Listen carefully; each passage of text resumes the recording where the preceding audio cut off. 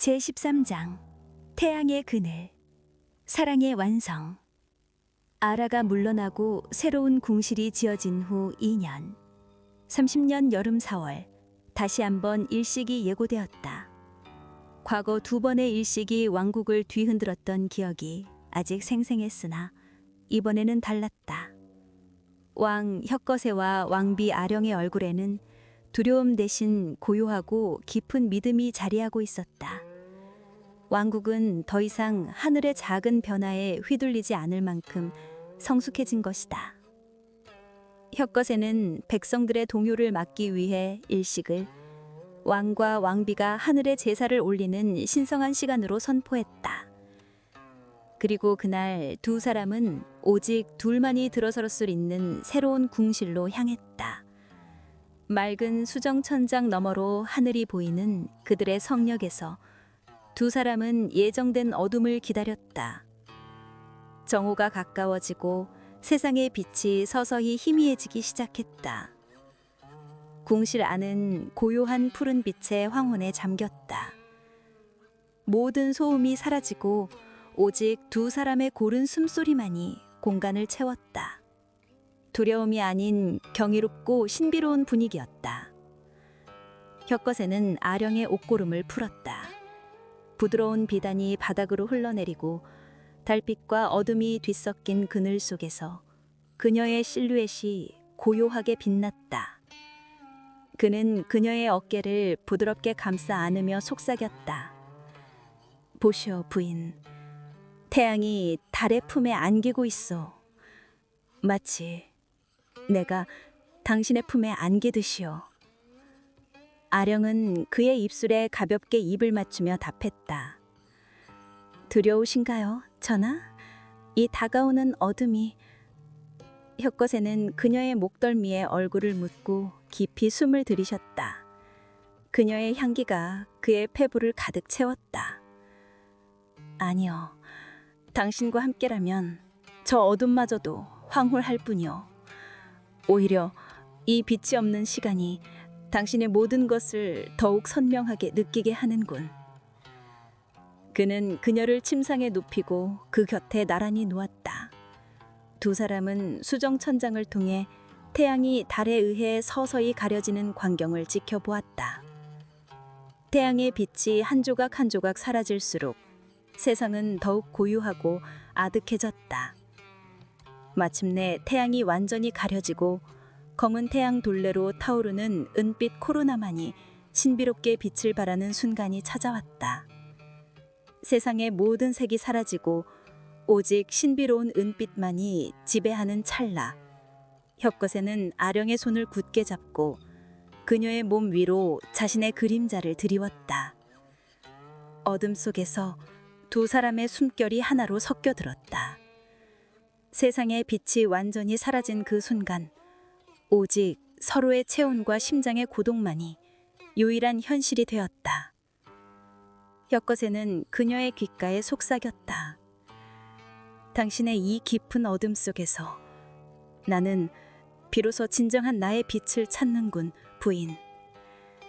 아령은 그의 머리칼을 부드럽게 쓰다듬으며 그의 몸을 더욱 가까이 끌어당겼다. 그녀의 눈은 반쯤 감겨 있었으나 그 안에는 일식의 어둠처럼 깊고도 뜨거운 사랑이 일렁거리고 있었다. 어둠이 없이는 빛의 가치를 알 수 없지요, 전하. 그러니 당신의 모든 마음을 이 어둠 속에 남김없이 녹여내세요. 그들의 몸은 일식의 진행에 맞춰 느리고 깊은 하나가 되어갔다. 격렬한 움직임 대신 서로의 영혼을 확인하는 듯한 고요하고도 끈질긴 결합이었다. 그녀의 가빠지는 숨결과 나지막한 속삭임이 빛이 사라진 세상의 유일한 노래가 되었다. 그리고 마침내 어둠의 한쪽 끝에서 눈부신 빛 한 조각이 터져 나오는 찰나의 순간, 두 사람의 영혼은 가장 깊은 곳에서 하나로 합쳐졌다. 어둠 속에서 터져 나온 빛처럼 충만한 사랑의 감각이 두 사람의 몸을 관통했다. 일식이 끝나고 세상이 다시 온전한 빛을 되찾았을 때 두 사람은 아무 말 없이 서로를 끌어안고 있었다. 과거의 트라우마였던 일식은 이제 두 사람의 사랑을 완성하는 가장 아름답고도 우주적인 배경이 되었다. 그들은 이제 외부의 어떤 위협이나 하늘의 변덕에도 흔들리지 않는 진정한 두 성인으로 거듭난 것이다. 새로운 궁실은 빛으로 가득 찼고 그들의 사랑은 그 빛 속에서 영원히 빛날 것 같았다.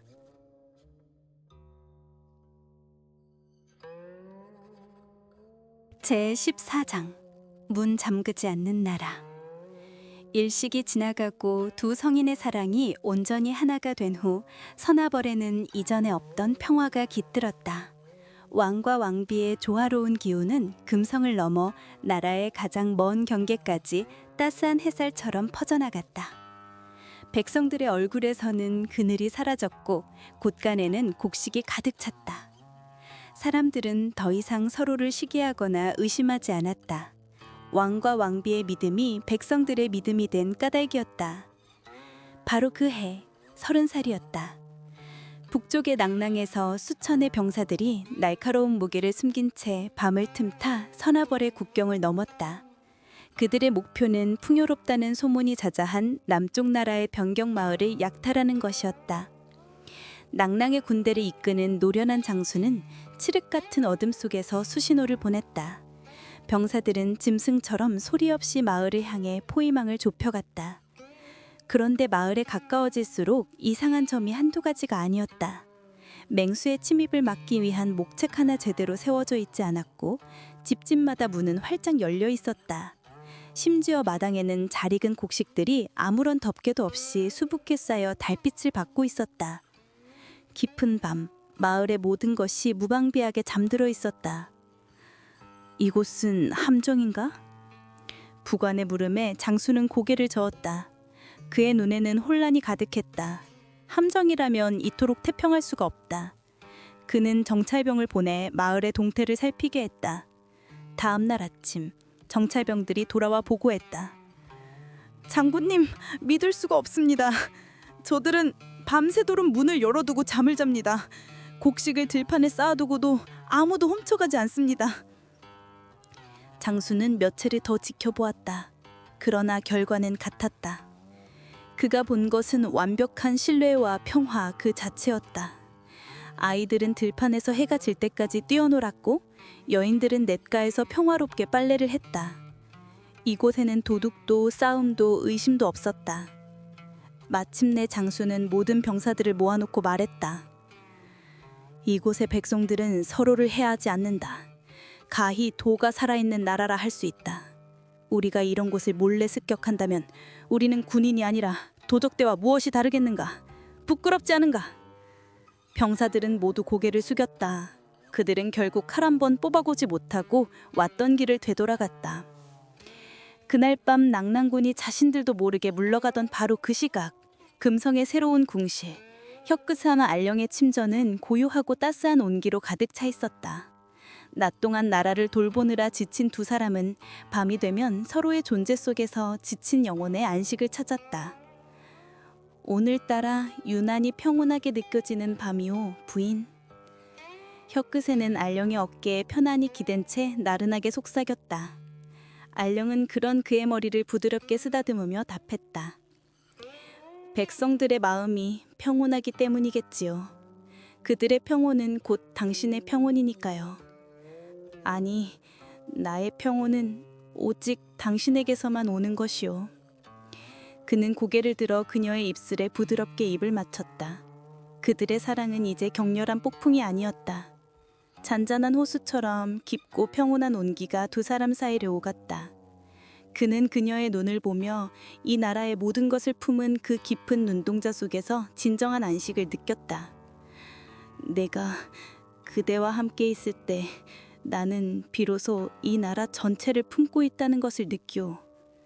그의 이마에 땀이 맺혔다. 알령은 그의 뺨을 어루만지며 화답했다. 저는 당신이 제 곁에 계실 때 비로소 이 땅의 모든 생명이 당신을 통해 숨쉬고 있음을 느낍니다. 두 사람의 대화는 단순한 사랑의 미러가 아니었다. 그들의 깊은 결합이 곧 나라의 안녕과 직결되어 있음을 서로가 확인하는 신성한 의식이었다. 방 안의 공기는 두 사람의 신뢰와 사랑으로 충만해졌고 그 온기가 금성을 넘어 온 나라로 퍼져나가는 것 같았다. 마침내 두 사람의 영혼이 완벽한 조화 속에서 하나가 되었을 때 국경의 마지막 낭낭병사가 서나벌의 땅에서 발을 떼고 있었다. 다음 날 아침 국경을 순찰하던 병사로부터 기묘한 보고가 올라왔다. 수많은 군대의 흔적이 마을 근처까지 왔다가 아무런 해를 끼치지 않고 그대로 돌아갔다는 것이다. 보고서를 읽은 혀끝에는 잠시 생각에 잠기다가 옆에서 평온하게 잠들어 있는 알령의 얼굴을 바라보았다. 그리고는 조용히 미소 지었다. 그는 이제 알았다. 이 나라를 지키는 가장 견고한 성벽은 금성이 아니라 바로 자신과 왕비의 잠들지 않는 사랑이라는 것을.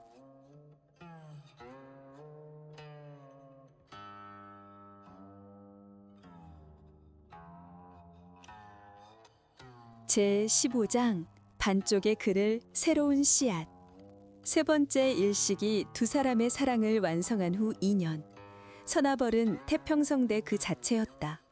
왕은 현명했고 왕비는 자애로웠다. 금성 안의 정치는 안정되었고 국경 밖의 위협은 잠잠했다. 혁거세와 아령의 사랑은 이제 나라를 지탱하는 전설이 되어 있었다.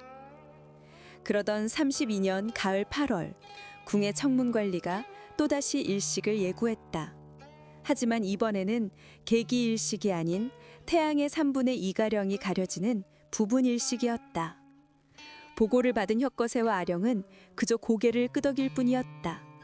신하들 역시 더는 동요하지 않았다. 그들은 왕과 왕비가 이 하늘의 현상을 어떻게 받아들이는지 조용히 지켜볼 뿐이었다. 그러나 단 한 사람, 이제는 백발이 성성한 늙은 촌장 소벌공이 왕에게 조심스럽게 아뢰었다. 전하, 왕비마마, 두 분께서는 이 나라의 해와 땅이시니 하늘의 그네를 두려워하지 않으심을 아옵니다. 허나 그는 잠시 말을 골랐다. 해가 지면 다음 날 아침 새로운 해가 떠오르듯 이 나라에도 두 분의 뒤를 이을 새로운 해가 떠올라야 하지 않겠나이까. 백성들은 그것을 기다리고 있사옵니다. 그것은 후계자에 대한 이야기였다. 완벽한 통치, 완벽한 사랑. 그러나 그 사랑의 결실인 아이가 없다는 것. 그것이 평화로운 왕국에 들여어진 유일한 불안의 그림자였다. 일식이 있던 날 혁거세와 아령은 다시 그들의 수정천장 궁실에 들었다. 그러나 지난번과는 사뭇 다른 분위기였다. 소볼공의 말이 두 사람의 마음속에 작은 타문을 일으킨 후였다. 두 사람은 나란히 누워 하늘을 보았다. 태양은 완전히 사라지지 않았다. 다만 날카로운 낫에 베인 것처럼 한쪽 귀퉁이가 크게 떨어져 나간 채 위태롭게 빛나고 있었다. 온전하지 않은 태양, 마치 반쪽짜리 그늘 같았다. 보시오, 부인. 혁거세가 먼저 침묵을 깼다. 이 태양은 빛나고 있으나 어딘가 부족해 보이는군. 마치 지금의 나처럼 말이오. 나는 왕이고 그대의 지아비이지만 아직 아버지는 되지 못했느니. 아령은 그의 손을 부드럽게 감싸주었다. 저 또한 마찬가지입니다, 전하. 저는 왕비이고 당신의 아내이지만 아직 어머니는 되지 못했습니다. 이 서나벌의 모든 백성이 우리 자식과 같지만 우리의 피를 이어 이 땅을 지켜나갈 진정한 아이는 아직 없습니다. 부분 일식의 반쪽짜리 그늘은 그들이 애써 외면해왔던 결핍을 비로소 깨닫게 해주었다. 그것은 더 이상 하늘이 내리는 재앙이나 축복이 아니라 그들 스스로가 채워나가야 할 미래에 대한 조용한 암시였다. 혁거세는 몸을 돌려 아령을 바라보았다. 그의 눈빛은 이전의 그 어떤 밤보다도 진지하고 깊었다. 부인, 오늘 밤 우리는 단순히 사랑을 나누는 것이 아니요. 그는 그녀의 곁으로 다가가 그녀의 귓가에 뜨거운 숨결로 속삭였다. 우리의 아들을, 이 나라의 다음 태양을 잉태하는 것이요. 그 말은 아령의 영혼을 깊이 울렸다. 그녀는 응답하듯 그의 목을 강하게 끌어안았다. 그들의 밤은 이전과는 전혀 다른 차원의 것이었다. 단순한 연인의 사랑을 넘어 미래를 창조하려는 신성하고도 절박한 의식이었다. 혁과새는 그녀의 눈을 깊이 바라보았다. 그 눈 속에는 이 나라의 평온과 미래가 담겨 있었다. 부디 우리의 사랑으로 이 땅의 어머니가 되어주시오. 그의 목소리에는 왕의 엄숙한 기원이 담겨 있었다. 아령은 그의 영혼에 화답했다. 저를 이 나라의 미래를 품는 그릇으로 삼아주소서. 당신의 뜻을 제 안에 온전히 담아내겠나이다. 두 사람의 몸과 마음은 완벽한 하나가 되었다. 모든 숨결은 나라의 내일을 향한 간절한 기도였다. 수정천장 너머의 반쪽 태양이 내뿜는 희미한 빛이 두 사람의 굳게 맞잡은 손 위로 부서졌다. 마지막 기도가 끝났을 때 혁거새는 오랫동안 그녀를 깊이 끌어안았다. 두 사람의 심장이 하나의 박동처럼 고요히 울고 있었다. 밖에서는 태양이 서서히 제 모습을 되찾고 있었다. 반쪽의 그늘이 사라지고 온전한 빛이 다시 세상을 비추었다. 두 사람은 아무 말도 하지 않았다. 그러나 서로의 눈빛을 보며 알 수 있었다. 오늘 밤 이 반쪽의 그늘 아래서 그들은 서나벌의 새로운 빛이 될 씨앗을 함께 심었다는 것을.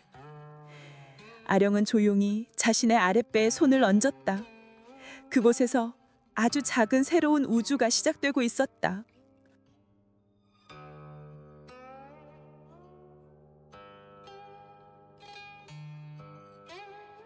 제16장 마한의 분노, 성인의 대답. 1. 새로운 시대, 새로운 불안. 태자 남해가 태어난 후 6년의 세월이 흘렀다. 아이는 총명했고 금성 안에서 아버지 혁거새의 신성함과 어머니 알령의 지혜를 고스란히 배우며 자라나고 있었다. 서나벌의 국력은 날로 강성해졌다. 변한의 철 기술이 더해져 농기구는 더욱 날카로워졌고 왕비가 장려한 양잠으로 생산된 비단은 북쪽의 낭낭 상인들에게 고가에 팔려나갔다. 금성의 시장은 활기로 넘쳤고 백성들의 얼굴에는 자신감이 흘렀다. 그러나 그 빛이 강해질수록 서쪽의 거대한 그림자 마한의 심기는 불편해져만 갔다. 당시 한반도의 서남부, 지금의 경기, 충청, 전라에 이르는 광활한 땅은 50여 개의 소국들이 연합한 마한 연맹체의 세상이었다. 그들은 목지국을 맹주로 받들고 그 지배자인 진황의 이름 아래 절대적인 위세를 떨쳤다. 그들의 입장에서 동쪽 구석에 일어난 신생국 서나벌의 성장은 눈엣 가시였다. 우리가 베푼 자손으로 연명하던 자들이 이제 와서 스스로를 하늘의 자손이라 칭하며 맹주인 우리에게 조공조차 바치지 않는다. 마침내 38년 봄 2월 마한의 진황은 서나벌의 사신을 보내 모욕적인 최후 통첩을 전했다. 2. 침전의 국정 논의. 그날 밤 왕의 침전은 무거운 공기로 가득했다. 태자 남해는 이미 잠들어 있었다. 혁거새는 마한의 국서를 탁자에 노려놓고 깊은 고뇌 속에 빠져 있었다. 진안과 변화는 본디 우리의 속국이거늘 어찌 4대의 예를 다하지 않는가. 국서의 모든 글자가 모욕이었다. 알령은 묵묵히 왕의 어깨를 주물렀다. 그녀의 부드러운 손길이 그의 긴장을 조금이나마 풀어주었다. 마한왕이 우리의 역사를 모욕했소. 우리가 함께 이룬 이 모든 것을 자신들이 베푼 자선의 결과물쯤으로 여기고 있소. 그의 역사는 사람의 땅에서 시작했지만 우리의 역사는 하늘의 아래서 시작되었으니까요. 그는 이해할 수 없을 것입니다. 알령은 그의 앞으로 돌아와 앉아 그의 손을 마주 잡았다. 하지만 전하, 저들의 오만함은 이제 서나벌이 무시할 수 없을 만큼 강해졌다는 증거이기도 합니다. 이제 우리는 답을 해야만 합니다. 굴복이 아닌 우리의 격을 보여주는 답을요. 어떻게 말이오? 군사를 일으킬 수는 없소. 사신을 보내야지요. 우리의 자긍심을 가장 잘 아는 자를 보내야 합니다. 두 사람의 대화는 어느새 연인의 미로로 변해가고 있었다. 혁거새는 그녀의 손을 자신의 입술로 가져왔다. 국정의 무게와 아내를 향한 깊은 신뢰가 그의 안에서 하나가 되었다. 그들은 나의 힘을 의심하고 있어. 내가 진정한 왕인지 시험하려는 것이지. 이 밤 그 힘의 근원이 어디에 있는지 다시 한번 확인해야겠소. 그는 알령을 들어 올려 침상에 눕혔다. 알령은 그의 목을 감싸 안고 뜨겁게 속삭였다. 그럼 보여주세요. 저의 왕이시여. 당신께서 이 나라의 유일한 태양임을. 당신의 그 위엄과 자긍심으로 저를 가득 채워주세요. 내일 떠날 사신이 오늘 밤 당신께서 보여주신 그 빛을 온 마음으로 기억하고 마한왕 앞에 설 수 있도록. 그들의 밤은 나라의 명운을 건 결의의 의식이었다. 혁것에는 아내이자 동지이며 자신의 유일한 안식처인 알령의 존재를 통해 흔들렸던 왕의 위엄을 되찾고 있었다. 그의 모든 몸짓에는 마한의 오만에 대한 분노와 자신의 나라에 대한 무한한 자부심이 담겨 있었다. 두 사람의 영혼은 이 나라의 자존심을 걸고 버리는 신성한 의식처럼 하나로 합쳐졌다. 마침내 그의 안에서 하늘의 아들로서의 위엄이 다시금 타오르자 그는 굳은 결의에 차 외쳤다. 이 나라의 주인은 바로 나다. 긴 밤이 지나고 서로의 온기로 숨을 고르던 두 사람의 입에서 동시에 한 사람의 이름이 나왔다. 호공. 3. 호공의 사명. 호공. 그의 족성과 나이는 정확히 아는 이가 없었다.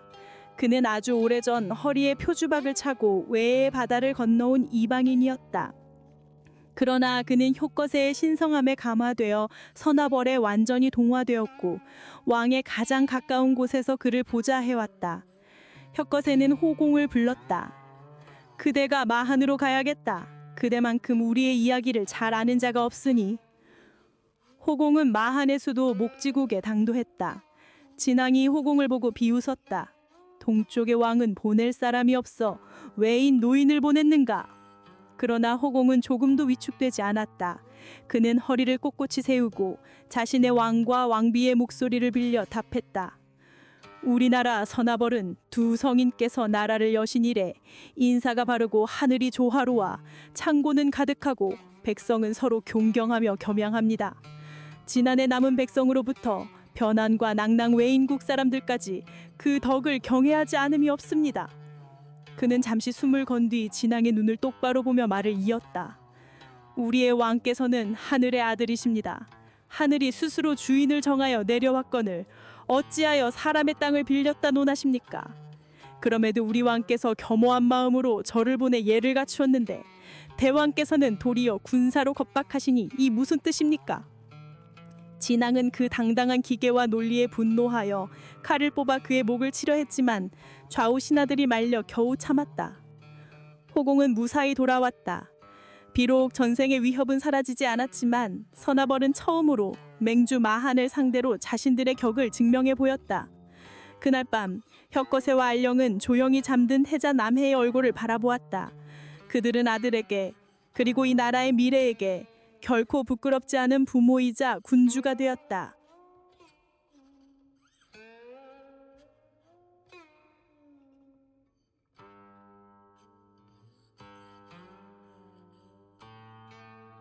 제17장 남의 불행 왕의 길. 호공이 마한에 다녀온 후 1년 선하벌과 마한 사이에는 얼음장 같은 냉전이 이어졌다. 혁거세는 국경의 수비를 강화했고 마한은 호시탐탐 동쪽을 노렸다. 금성의 평화는 살얼음판 위를 걷는 듯 위태로웠다. 39년 마침내 그 살얼음판이 깨지는 소리가 들려왔다. 선하벌을 모욕했던 마한의 진왕이 급작스럽게 죽었다는 소식이었다. 금성의 대전은 술렁였다. 맹주를 잃은 마한의 50여 개 소국들은 이제 구심점을 잃고 혼란에 빠질 것이 분명했다. 신하들은 안도하는 한편 이 기회를 어떻게 이용할 것인지를 두고 저마다의 욕심을 드러내기 시작했다. 그때 대전의 가장 낮은 말석에서 한 여인이 조용히 일어섰다.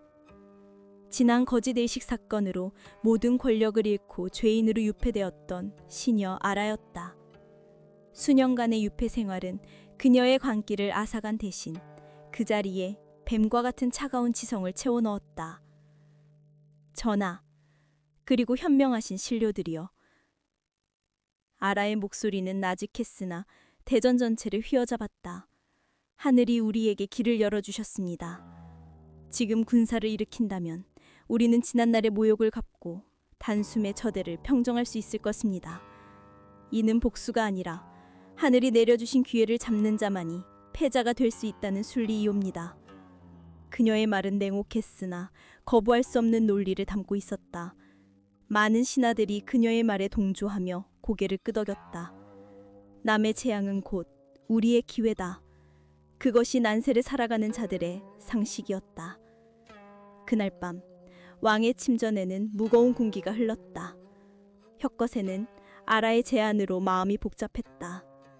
왕이라면 마땅히 나라의 이익을 최우선으로 생각해야 했다. 알령은 그런 그의 고뇌를 읽고 있었다.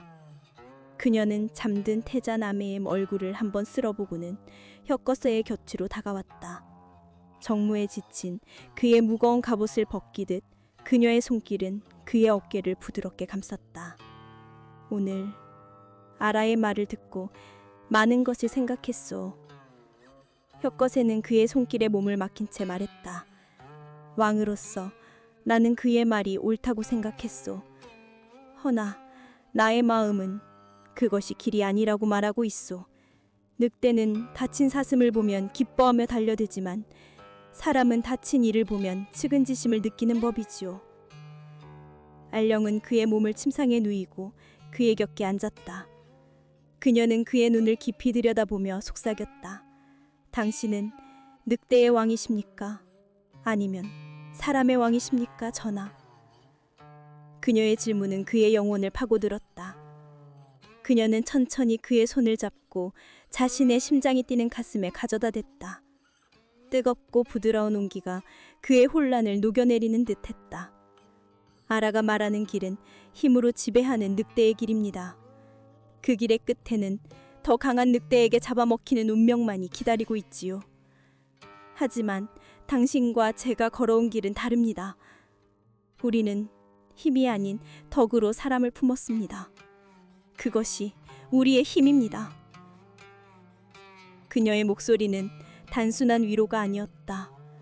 그의 몸과 마음에 자신들의 길을 다시 한번 새겨 넣으려는 흔들림 없는 확신이었다. 혁거세는 그녀의 따뜻한 믿음 속에서 자신의 답을 찾고 있었다.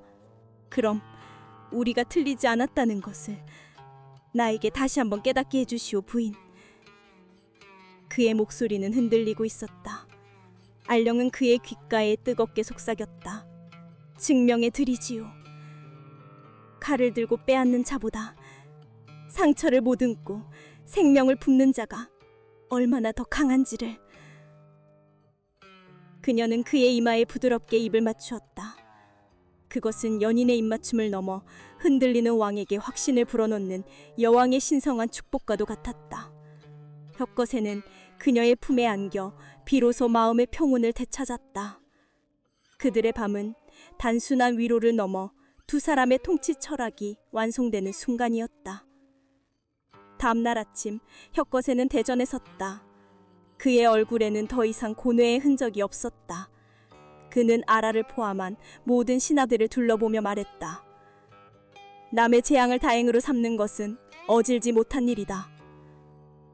그의 목소리는 조용했으나 그 안에 흔들림 없는 확신이 담겨 있었다. 호공을 부르라. 군대가 아닌 조문사절을 보낼 것이다. 가서 죽은 왕을 위로하고 혼란에 빠진 그들의 백성을 위로하라. 그것이 우리의 길이다. 아라는 조용히 고개를 숙였다. 그녀는 또다시 패배했다. 이번에는 주술이나 예언이 아닌 자신이 결코 이해할 수 없는 너무나도 단단하고 따뜻한 두 사람의 철학 앞에서였다. 그날 서나벌의 조문사절단이 서쪽을 향해 떠났다. 그들의 손에는 칼 대신 위로의 예물이 들어있었다. 그것은 서나벌이라는 나라가 난세의 한복판에서 어떤 길을 갈지를 천하에 보여주는 첫걸음이었다.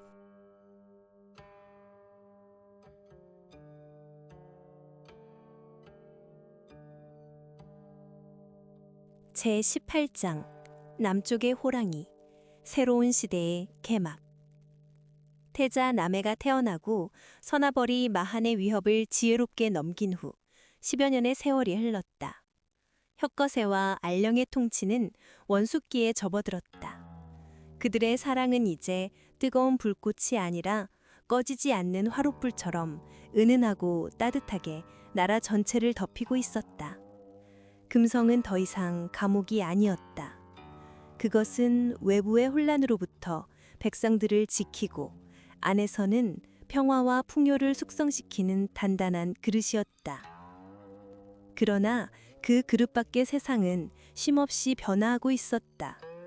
북쪽에서는 동명왕의 고구려가 야생의 늑대처럼 영토를 넓히고 있다는 소문이 끊이지 않았다. 그리고 마침내 40년이 되던 해, 남쪽에서도 새로운 불길이 타오른다는 소식이 전해졌다. 보고를 올린 것은 이제는 늠름한 청년 장수가 된 옛 변한 지역의 책임자였다. 전하, 마한의 남쪽 한강 유역의 비옥한 땅에 새로운 나라가 세워졌다고 하옵니다. 그 나라의 이름은 백제이며 그들의 시조 온조가 왕위에 올랐다고 합니다. 신하들은 술렁였다. 온조. 그 이름은 낯설지 않았다. 그는 바로 북쪽의 늑대, 고구려를 세운 동명왕의 아들이었다. 아비와 함께 북방을 호령하던 그가 어찌하여 남쪽으로 내려와 새로운 나라를 세웠나 말인가. 온조는 북방의 기마술과 남방의 풍요로운 농업을 결합하여 매우 빠르고 실리적인 방식으로 나라의 기틀을 잡고 있다고 하옵니다. 고구려가 불이라면 백제는 잘 벼려진 강철과도 같다고들 합니다. 보고를 듣는 혁거세의 마음은 복잡했다. 20여 년 전 동명의 등장은 그에게 왕이란 무엇인가라는 질문을 던졌다. 그리고 이제 그의 아들 온조의 등장은 나라란 무엇인가라는 더 근본적인 질문을 던지고 있었다. 동명은 야성이었고 온조는 실리였다.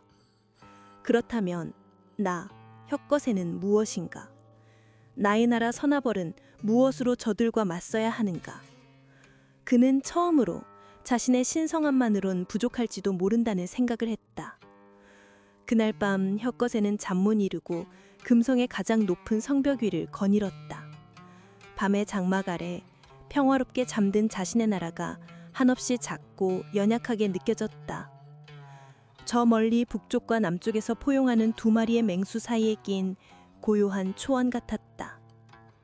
그때 부드러운 발걸음 소리와 함께 알령이 그의 곁으로 다가왔다. 그녀는 말없이 그의 어깨에 따뜻한 겉옷을 덮어주었다. 북쪽의 늑대와 남쪽의 호랑이 때문에 잠 못 이루시는지요? 알령의 목소리는 모든 것을 꿰뚫어보고 있었다. 혁거세는 씁쓸하게 웃으며 입을 열었다. 그들은 자신의 힘으로 영토를 쟁취하고 나라를 세웠소. 그런데 나는 무엇을 했는가? 나는 그저 하늘이 내려준 운명과 백성들의 추대 속에 이 성벽 안에서 평화를 지키고 있을 뿐이오.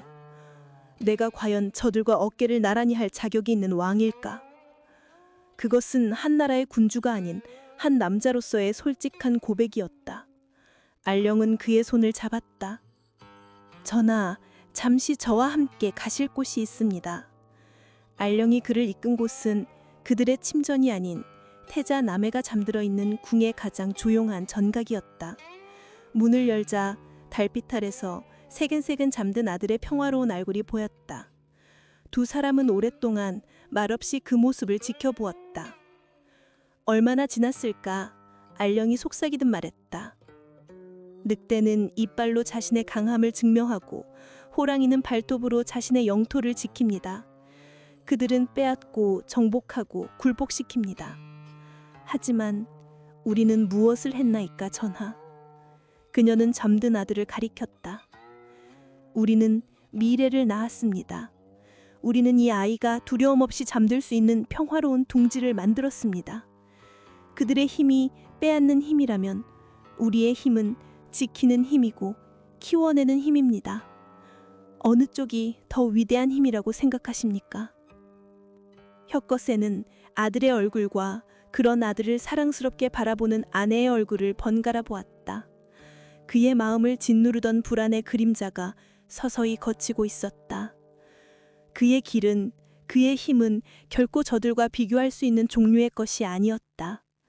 두 사람은 조용히 전각을 나와 하늘이 보이는 수정천장 궁실로 향했다.